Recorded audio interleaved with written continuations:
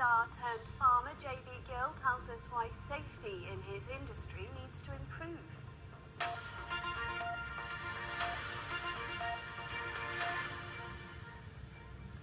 Now, the mother of a 4-year-old boy in Bexhill says her family is having to live with the threat of death every day because NHS England won't provide a drug for him that's available in Scotland.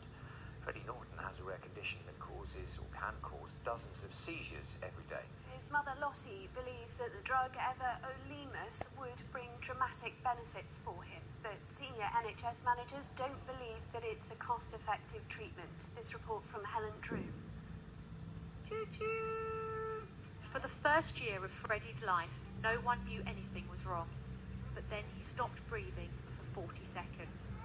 It was the first of his seizures. Each seizure can be fatal. That it just takes one seizure and maybe they won't come back from that. And it's really hard to detect, especially the nighttime nocturnal seizures.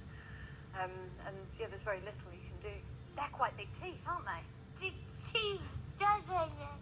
As you can see, Freddie's a really happy little boy, but he does have tuberous sclerosis complex, which can mean he can have up to 30 seizures a day.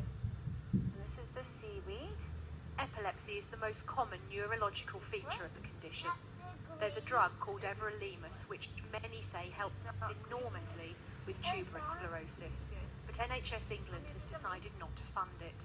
They told us the drug delivered limited benefits compared to other treatments being considered, and added that drug companies have an important part to play by pricing their treatments responsibly.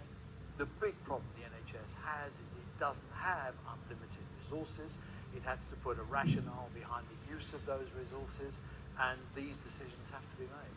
But the Tuberous Sclerosis Association says there may be scope to negotiate on the cost. With regard to price, obviously that's always an issue for every drug.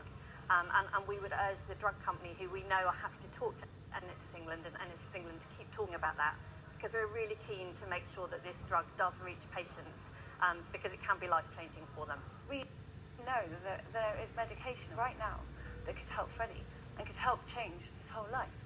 And it's just sitting there, but they say it's too expensive. Everolimus is funded in Scotland. NHS England says their decision not to fund it can be looked at again in November.